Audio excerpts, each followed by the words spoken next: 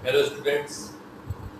तो आज हम पढ़ने वाले हैं, हमारा जो जैव अणु चल रहा है उस जैव अणु का अगला टॉपिक। जैव अणु का अगला टॉपिक जो है वो है न्यूक्लिक अम्ल। न्यूक्लिक अम्ल ध्यान रखिएगा। न्यूक्लिक अम्ल है क्या? कोशिका के केंद्रक में पाए जाने वाले अम्ल।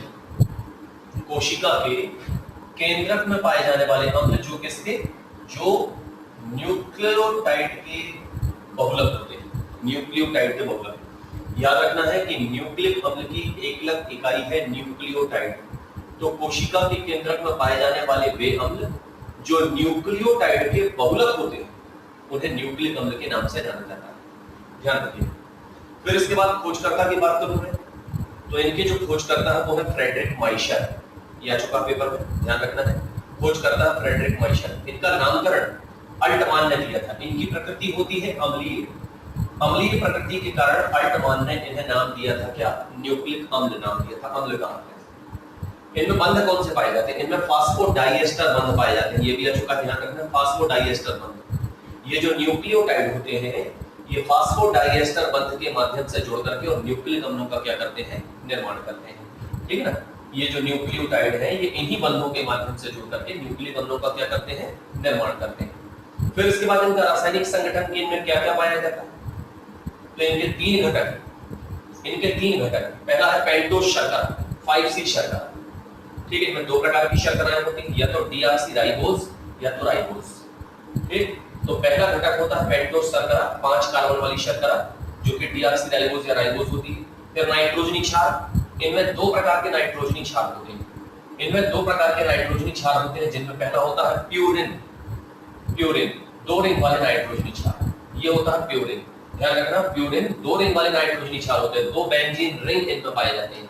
ठीक है। इसी कारण इन्हें दो रिंग वाले कहा जाता है। ये दो प्रकार के होते हैं, एडेनिन और ग्वानिन। ठीक है। एडेनिन को ए से दिखाते हैं और ग्वानिन जो है उसे जी से दिखाते हैं। ठीक। फिर इसके बाद बात करते हैं पिरिमिडिन। पिरिमिडिन क्या है? ये एक रिंग वाले नाइट्रोजनी क्षार है, मतलब इनमें बेंजीन की केवल एक रिंग पाई जाती है, तो ये एक रिंग वाले नाइट्रोजनी क्षार कहलाते हैं। ये तीन प्रकार के होते हैं। इनमें एक होता है साइटोसिन, दूसरा होता है थाइमिन, तीसरा होता है यूरेसिल। और तीसरा ये आपको दिखाई नहीं दे रहा होगा लेकिन आप जानते हैं फास्फोरिक अम्ल, H3PO4। फास्फोरिक अम्ल अर्थात H3PO4 ये तीसरा होता है, ये देखने का होगा। ठीक है। तो आप ध्यान रखिएगा, फास्फोरिक अम्ल तीसरा घटक है। तो तीन घटक होते हैं, पहला पेंटोज शर्करा, दूसरा नाइट्रोजनी क्षार और तीसरा होता है क्या? फास्फोरिक अम्ल। नाइट्रोजनी क्षार को ध्यान में रखना, दो रिंग वाले प्यूरिन होते हैं, एडेनिन ग्वानिन है, और एक रिंग वाले पिरिमिडिन होते हैं, साइटोसिन, थाइमिन और यूरेसिल। और तीसरा जो घटक है वो फास्फोरिक अम्ल।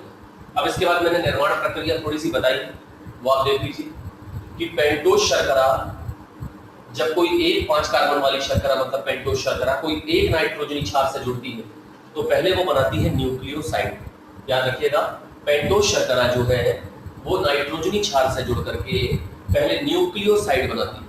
फिर ये जो न्यूक्लियोसाइड है ये फास्फोरिक अम्ल से जुड़ता है। न्यूक्लियोसाइड फास्फोरिक अम्ल से जुड़ करके क्या बनाता है? न्यूक्लियोटाइड बनाता है। फिर ये जो न्यूक्लियोटाइड है ये फास्फोडाइएस्टर बंधों के माध्यम से जुड़कर पॉलीन्यूक्लियोटाइड बनाते हैं, अर्थात क्या बनाते हैं? न्यूक्लिक अम्ल बनाते हैं। तो पहले 5 कार्बन वाली शर्करा एक नाइट्रोजनी क्षार से जुड़ करके बनाएगी न्यूक्लियोसाइड। फिर ये जो न्यूक्लियोसाइड है ये फास्फोरिक अम्ल से जुड़ करके बनाता है न्यूक्लियोटाइड। फिर ये जो न्यूक्लियोटाइड है ये आपस में जुड़ करके बनाते हैं पॉलीन्यूक्लियोटाइड अर्थात न्यूक्लिक अम्ल। अब न्यूक्लिक अम्ल होते हैं दो प्रकार के। न्यूक्लिक अम्ल दो प्रकार के होते हैं, डीएनए आरएनए अपन पढ़ चुके हैं पहले, डीएनए आरएनए के विषय में 12वीं में भी पढ़ चुके हैं। ठीक। डीएनए आरएनए, डीएनए का पूरा नाम है डीऑक्सीराइबोज न्यूक्लियोटाइड। ठीक। या डीऑक्सीराइबोज न्यूक्लिक अम्ल जो बोलना चाहे, और उसका नाम है राइबोन्यूक्लियोटाइड या राइबोज न्यूक्लिक अम्ल। ठीक। फिर इसमें शर्करा होती है डीऑक्सीराइबोज नाम के हिसाब से, इसमें होती है राइबोज नाम के हिसाब से। इसमें जो नाइट्रोजनी क्षार होते हैं वो एडेनिन, ग्वानिन, साइटोसिन और थाइमिन। लेकिन इसमें एडेनिन, ग्वानिन, साइटोसिन और यूरेसिल, मतलब यहाँ थाइमिन और यूरेसिल में ध्यान रखना होगा कि डीएनए में नाइट्रोजनी क्षार थाइमिन होता है, एडेनिन, ग्वानिन, साइटोसिन, थाइमिन, और आरएनए में एडेनिन, ग्वानिन, साइटोसिन और यूरेसिल होता है। फिर इसके बाद सूत्र की बात करें, धागे कितने तंतुओं से बना होता है तो अपन ने पढ़ा है वाटसन और क्रिक मॉडल में कि डीएनए जो है वो द्विसूत्री होता है, दोनों सूत्र आपस में विपरीत दिशा में लिखते होते हैं। इसके कार्यों की बात करूं मैं तो यह आनुवंशिक वाहक होता है, अनुवांशिक सूचनाओं को एक पीढ़ी से दूसरी पीढ़ी में पहुंचाता है। आरएनए की मैं बात करूं तो डीएनए की तुलना में ये एक सूत्री होता है और इसका काम है प्रोटीन संश्लेषण में क्या करना, सहायता करना। हम पढ़ चुके हैं कि आरएनए जो है वह क्या करता है, प्रोटीन संश्लेषण में मुख्य भूमिका निभाता है। प्रोटीन संश्लेषण में मुख्य भूमिका निभाने का काम कौन करता है, आरएनए करता है, ध्यान रखना। फिर इसके बाद हम यहाँ पर आते हैं, ये बायोलॉजी का मेन टॉपिक है चरगाव का नियम, लेकिन इसको यही बताया जा रहा है, ठीक। केमिस्ट्री के हिसाब से इतना बस जरूरी, लेकिन थोड़ा सा और बता दें तो बायोलॉजी को भी अपन ऐड कर लेते हैं उसमें। चरगाव का नियम बहुत ही महत्वपूर्ण है। चरगाव ने क्या नियम दिया था, चरगाव के अनुसार किसी भी डीएनए में प्यूरिन और पिरिमिडिन क्षारक की मात्रा हमेशा कैसी होती है, बराबर होती है। ध्यान रखना, डीएनए में प्यूरिन और पिरिमिडिन क्षारक की मात्रा हमेशा कैसी होती है, बराबर। तो प्यूरिन क्षारक मतलब एडेनिन ग्वानिन और पिरिमिडिन क्षारक मतलब साइटोसिन और थायमिन।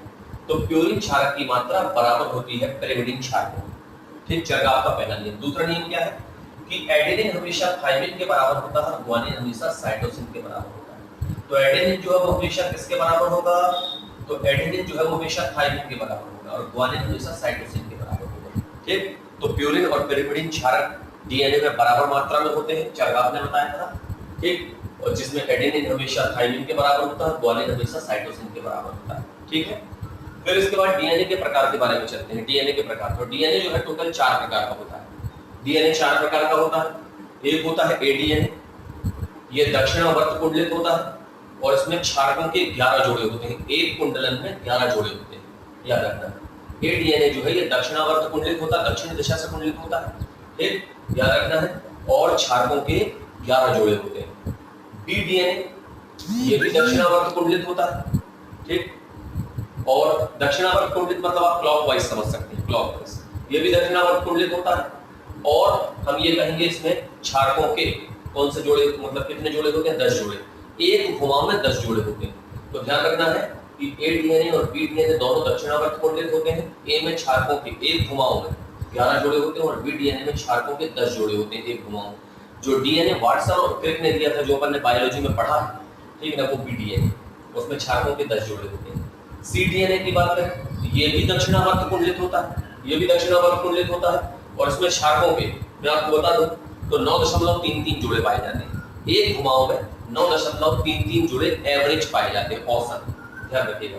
फिर जेड डीएनए की बात करें, जेड डीएनए तो इसमें वामावर्त कुंडलन पाए जाते हैं। ये जो है ये एंटी क्लॉकवाइज होता है, ये वामावर्त कुंडलित होता है। ध्यान रखना है कि ए बी सी ये तीनों दक्षिणावर्त कुंडलित होते हैं, लेकिन ए बी सी के बाद डी नहीं आता, क्या आता है, जेड। और ये क्या होता है, दक्षिणावर्त की जगह वामावर्त कुंडलित होता है, वामावर्त कुंडलित। और इसमें क्षारकों के 12 जोड़े पाए जाते हैं, सबसे ज्यादा 12 जोड़े क्षारकों के इसमें पाए जाते हैं, आपको ध्यान रखना है। और मैं आपको बता दूं कि जेड डीएनए से नाम तो दिया जाता है, इसकी जो श्रृंखला होती बड़ी टेढ़ी मेढ़ी होती है, इसकी जो श्रृंखला है बड़ी टेढ़ी मेढ़ी होती है, zigzag, इसी कारण उसी आधार पर से जेड डीएनए कहा जाता है। अपन सोच सकते हैं कि ए बी सी के बाद डी क्यों नहीं आया, जेड क्यों आया, क्योंकि इसकी संरचना टेढ़ी मेढ़ी होती है, zigzag, इसी कारण से क्या कहा जाता है, जेड डीएनए के नाम से जाना जाता है। इस बात का ध्यान रखना है। तो वामावर्त कुंडलित होता है, क्षारकों के 12 जोड़े होते हैं, टेढ़ी मेढ़ी संरचना वाला होता है और सबसे बड़ा यदि कोई डीएनए तो यही सबसे बड़ा, ठीक है, इस बात का ध्यान रखना। सबसे बड़ी श्रृंखला जो है वो इसी की होगी, ठीक, जेड डीएनए। तो इस तरह से ये हो जाता है मतलब न्यूक्लिक अम्ल के बारे में।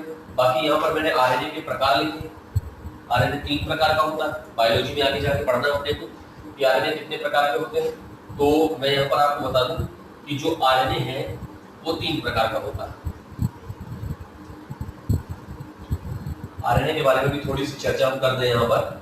आरएनए जो है वो 3 प्रकार का होता है। एक होता है एमआरएनए, मैसेंजर आरएनए, मतलब संदेशवाहक आरएनए, ठीक। ये डीएनए से प्रोटीन संश्लेषण की सूचना कहां लेके जाता है, राइबोसोम के पास लेके जाता है। डीएनए से प्रोटीन संश्लेषण की सूचना राइबोसोम के पास लेके जाता है। ये होता है आरआरएनए, इसका नाम है राइबोसोमल आरएनए। ये राइबोसोम में रहता है और प्रोटीन संश्लेषण में महत्वपूर्ण भूमिका निभाता है। सबसे ज्यादा आरएनए यही पाया जाता है, ध्यान रखना। फिर इसके बाद तीसरा होता है टीआरएनए, स्थानांतरण आरएनए। टीआरएनए मतलब स्थानांतरण, स्थानांतरण आरएनए, ट्रांसफर आरएनए। ये क्या करता है, ये कोशिका द्रव से एमिनो अम्लों को एकत्रित करके राइबोसोम में पहुंचाता है। कोशिका द्रव से एमिनो अम्लों को एकत्रित करके राइबोसोम में पहुंचाता है। तो ये मैसेंजर मतलब संदेशवाहक आरएनए है। ठीक है ना। डीएनए से प्रोटीन संश्लेषण की सूचना राइबोसोम में लेके जाता है। ये राइबोसोमल आरएनए है, राइबोसोम में रहता है, सबसे ज्यादा मात्रा में पाया जाता है और प्रोटीन संश्लेषण का काम करता है में। ये टीआरएनए स्थानांतरण आरएनए, ये कोशिका द्रव से एमिनो एसिड को एकत्रित करके और कहां लेकर के जाता है, राइबोसोम में लेके जाता है, ताकि राइबोसोम प्रोटीन का निर्माण कर सके। ठीक, तो इस प्रकार से आरएनए की प्रोटीन संश्लेषण में केवल और केवल प्रोटीन संश्लेषण में महत्वपूर्ण भूमिका होती है। इनके छोटे छोटे नोट्स आपको जो मैंने बोले हैं उनको सुन करके लिखना है या पुस्तक से देख के भी आप लिख सकते हैं। ठीक है, ना भी लिखेंगे तो बायोलॉजी में आगे जाके अपने को पढ़ने को मिलेगा। ठीक, कल एक लास्ट टॉपिक रहेगा वसीयम लिपिड, जहां जैव हमारा क्या हो जाएगा, ओके हो जाएगा। ठीक है।